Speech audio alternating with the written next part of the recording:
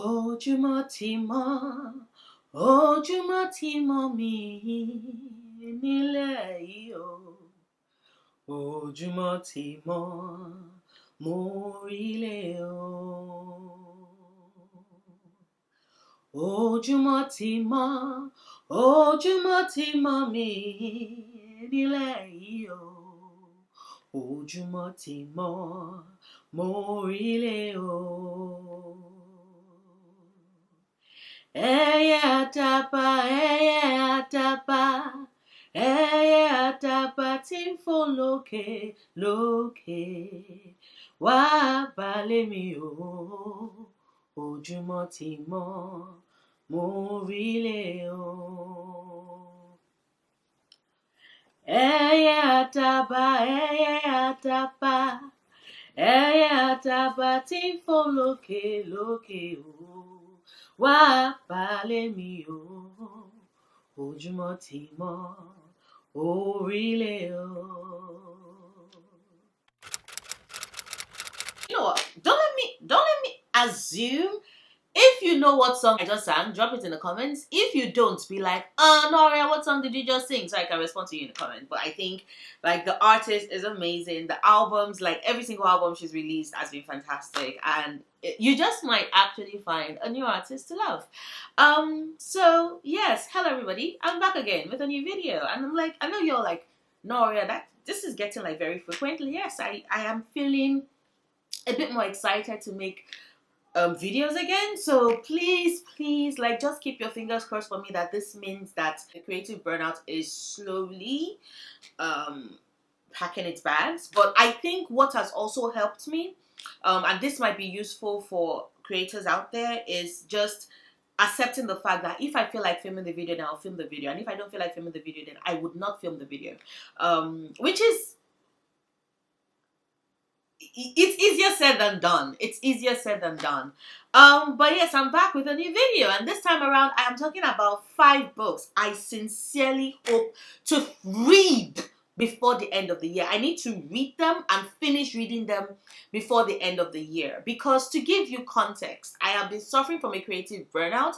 I am at the moment still in the middle of a depressive episode, and both of this have affected me in that I have been in the middle of a reading slump. This entire year, I have barely read up to 15 books this entire year. And I'm certain to some people, like, what's the big deal about that, Noria? That's a regular number of books I've read in a year. But to give you context, I usually average between 100 and 150 books a year, like, reading them. And yeah, I barely hit 15 this year. So 2021 has been that year for me. But I'm really excited. I want to finish these books. Hopefully love them enough to use them as the propelling force I need to get out of my reading slump, so that 2022 can be off to a fantastic start. But before I get started on the books I intend to read before the end of the year, this video is a sponsored video. And I'm like, it's a sponsored video. This video is sponsored by Peda Comics. Now, if you just went Peda Comics, why does that sound familiar? It's because Peda Comics was the one that created Chioma, the comic that, you know, they did a Kickstarter for, that I absolutely adored, because once again, look at her thighs. Anyway, so they created Chioma. They held the Kickstarter. I'm certain you all have read all the volumes. Volume 3 was epic. I like the way in which, you know, they brought in the political angle and still further expanded on the pre-colonial African civilizations were just superb. And so the same people that brought us that depth, right, in storytelling with regards this girl that was going on a journey to save the world, and wove it into African cultures and African law, I've brought out a new comic that they are once again holding a Kickstarter for, titled Olaju. Now, Olaju is a Yoruba word, and I'm certain you all now understand the reason why I started this video by choosing a Yoruba song to sing to. Olaju is a Yoruba word that has various meaning, right? To some, it means civilization. It also can mean enlightenment, right? It can mean having knowledge and having your eyes literally opened, because like that is the word. It's rooted in the Yoruba phrase Olaju, as in you open, like the person's eyes were opened. Now, what is Olaju about, and why am I so excited to be talking about this comic? Olaju is basically a prehistoric type comic, right? That takes place on an earth millennia before mankind comes to earth, right? So the earth was created by the goddess of the material world called Ashari, and Ashari basically in order to cultivate the world and make it ready for the humans, sends the Inkuro Sisi. Inkuro Sisi is the Igbo word for tree people. You already see, like, there's already Yoruba in there, there's a bit of Igbo in there. Even from that, you can already see how Peda Comics is weaving together African cultures, because I'm certain that there will be more cultures featured in the story. So basically, she gives the earth to the Inkuro Sisi with the mandate that they prep the earth and make it ready for mankind to eventually live on. But what happens is, during one of their ceremonies, when there's meant to be a handing over of power, a way of worshipping the goddess, somebody breaks free from that, and Ojuela, right? The person's eyes were opened. Some might say that's a good thing, some might say it's a bad thing, but basically the person's eyes were open and they're like, you know what, this earth thing, we have no interest in prepping it for mankind anymore. We kind of want earth for ourselves. And that is where the story starts, and that is where the drama actually really blossoms. And I love the premise of this, because once again, this is prehistoric story that centers care for the earth, right? Taking care of the earth, nourishing the earth. And I think it is something that is vital, something that we need to be talking about now, as the earth is dealing with climate change and global warming, right? We all talk about climate change, and the one thing that everybody, at least those that are taking it seriously, is the fact that as the caregivers and caretakers of the earth, humanity has failed. We failed in our mandate, because that is why the earth is currently desperately trying to end all of us and kick us the fuck out, right? And so this story basically centers another group of people who have been given that mandate of taking care of the earth, and it's a communication of that. What is your responsibility to the earth? Exactly how are you meant to treat the sacredness of the earth? Exactly how are you meant to nourish and give back to the earth? And also a bit of self-discovery, because there's a particular character who is seemingly weak and is going to be on that journey, because this weak person is the only one left that can save the world. So there's a bit of a chosen one trope woven into the story as well. I personally think that this story is magnificent. Both the plot, right, the relevance to exactly what it is that we are experiencing and going through right now as a people, and also, I repeat, it is a truly African story. You're using African imagery, African words, African folklore, African culture, and weaving it together to tell these brilliant stories. It's just phenomenal. And I love exactly how Peda Comics always comes through with the stories. The imagination that they bring into their stories is just top notch, top class. And then when you look at the art, I mean, look at the art of the story, the coloring. It makes me think, like, the artwork, it makes me think of very, like, psychedelic, because look at the way the colors play on off of each other. It's very vivid, and I really love the fact that a story that centers the Inkuro Sisi, right, who are the tree people, has such distinct characters, because all these characters are basically trees, right? But they are trees given anamorphic features, and you can see, like, this, they read as distinctly different people, as distinctly different characters, and I think that that is so amazing and so cool. So Olaju is the story, and the Kickstarter is open right now. The link is in my description bar. Please Go there, make your pledges. I'm certain that those that already, pledged to Chioma, they got all that they wanted and more. And you will get the same with Olaju. And as with all Kickstarters, there's a tier system, right? If what you can afford is a digital copy of it, then pledge that. And if you want a physical copy, pledge that. But if you want more, I mean, there's Olaju merch. I mean, look at that. Isn't that stunning?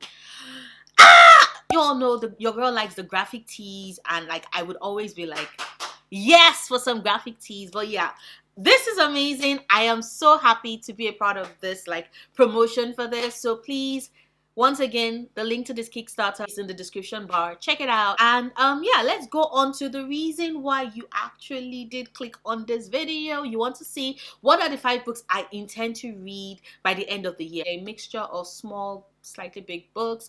My hope is to finish them, right, in time for the end of the year so that I can enter 2022 even more pumped up to read. And the first book I am choosing is Monstrous. Yes, Monstrous by Marjorie Liu and Sana Takeda. This is volume 1, Awakening. I absolutely love this. This was given to me.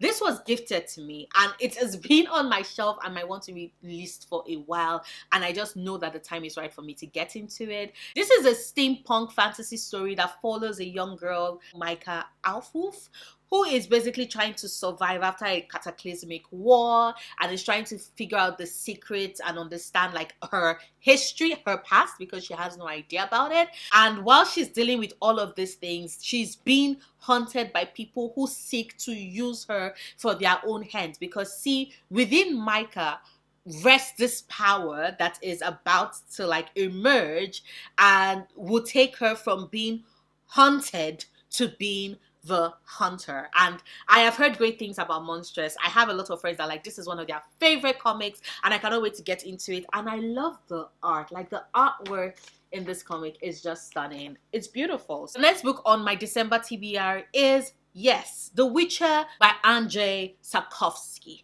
I cannot wait to read this. I have this entire series, right? This is the first book, but this is more like a prologue to the first book, right? They're like 3, this is a collection of short stories, and I think there are 3 of them before you now have like the first book in the series. And this story basically follows Geralt's story.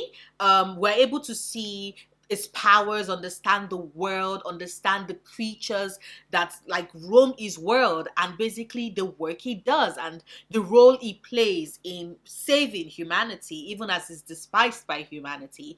And I have wanted to read this since forever. I am finally picking it up this month. Thankfully also, I am buddy reading this with my very good friend Sarah over at Novel Serendipity. Sarah is currently in Japan, teaching in Japan actually, and this is a book that we both have on our shelves and we both want to read, so we're buddy reading it together. I already mentioned this in like previous videos, but your girl really loves Witcher the Last Hunt. That's the 3rd game in the Witcher series, and that game is just spectacular. Storytelling, the action, the plot in itself, the music, the soundtrack, oh my god, the gameplay, that is a game. One of my absolute favorite games. And I played that before I then watched the Witcher show on Netflix. And because we all know this is December, Netflix is about to, hit us with season 2. So I definitely think that this is a great inspiration for me to read The Last Wish. The 3rd book I am reading in December is This Is How You Lose the Time War by Amal El Mortar. This was gifted to me by my amazing friend Sarah. Thank you, Sarah! Okay, so this basically follows these 2 secret agents and also has time travel. Like they are basically leaving messages for each other as they're trying to fulfill their duties, and they're like on opposing sides. So you have 2 secret agents on opposing sides, there's time travel, and then the topping of this beautiful cake is it's gay as fuck. Like this is a sapphic story because those two special agents, sapphic, queer, gay, and I'm just like, I'm excited. I'm reading this in December. The next book on my list is Remote Control by Dr. Nnedi Okorafor. Dr. Nnedi Okorafor is one of my favorite writers. Add the fact that this story follows Sankofa. Sankofa, who used to be called Fatima, is a girl that was adopted by the Angel of Death. And I love death, any iterations of death in my media, movies, books, music. I love it. And yeah, so basically, Sankofa is adopted by Death. She has a lot of Death's powers, and it's also a story about self-discovery and a discovery of purpose. Because see, Sankofa is on a journey to find a meteor that's connected with her, and as she's on that journey, she's basically trying to figure out her purpose beyond just being adopted by Death. And I really, really cannot wait to read this. I'm reading this with a group of my friends. There's in Jerry over at Onyx Pages, Brittany over at Melanin Eclectic, Sherry over at Obsidian Text and Tangents, and Tati over at Musical Tati. And it's our group book, one of our group books for the year. I have not read any of the other books we chose, so I am sincerely hoping that I finish this. Actually, not sincerely, I intend to finish this before the end of the year so that at least I will have one book read. And as you all have figured, I have picked a comic, I have picked a high fantasy novel, I've picked a fantasy sci-fi hybrid, and I've also picked a science fiction sapphic story. So I decided to go romance as my last book so that I can have a lot of, like, there's variety in what I'm picking, and that is The Love Hypothesis by Ali Hazelwood. Now this takes place in academia, right? So you have our lead character Olive, who is this PhD student, and it's just, you know, she's concentrating on her research, wants to get her doctorate. Her best friend though is very like, oh my god, Olive, you do not have a relationship, you must be miserable. I really hate it when people do that. Like, please, you can be single and happy. I am single and happy. Why does everybody just assume that you are miserable when you're not in a relationship? Anyway, our best friend is not like, Olive, you need a boyfriend, blah blah blah blah blah. And so one day Olive randomly kisses a guy at a party. The guy turns out to be the newest hotshot professor, I think either in her department or in her faculty. He's pretty young, but he's a bit aloof, and people are like, oh my god, you don't have you're not in a relationship, blah blah blah blah blah. So she kisses him to get her best friend off her back, right? And he kisses her back, and she's like, yo, this is a great way I can continue doing like my work and concentrating on my research. My friend would be happy, thinking that, oh yeah, I'm happy and in love and everything. And it also works out for you, Adam being the name of the hotshot professor. And he says yes, but then what happens? Because this is one of my favorite tropes. This is the fake dating trope, and we all know what happens with fake dating. They say, oh, let's pretend to date, and then they catch feelings and drama ensues, and eventually they do end up together. And like, yes, it is a format, it's probably going to follow that format, but I know I'm going to love this also because this features a woman in STEM. I have a lot of my very, very good friends are in STEM, so every time I stumble on books that feature women in STEM, it gives me so much joy. These are black women I know in STEM that are kicking ass and being amazing. And so yeah, I am going to be reading The Love Hypothesis by Ali Hazelwood. Let me know if you've read any of these books. Let me know if you plan on reading any of these books. It doesn't need to be in December, but let me know if any of these books are books that you're interested in reading. If you've read Monstrous, please let me know in the comments. I want to hear your thoughts. But yeah, those are the 5 books, and I'm pretty excited about them. And yes, I am reiterating this, but I'm also pretty excited about the Olaju Kickstarter that is live now.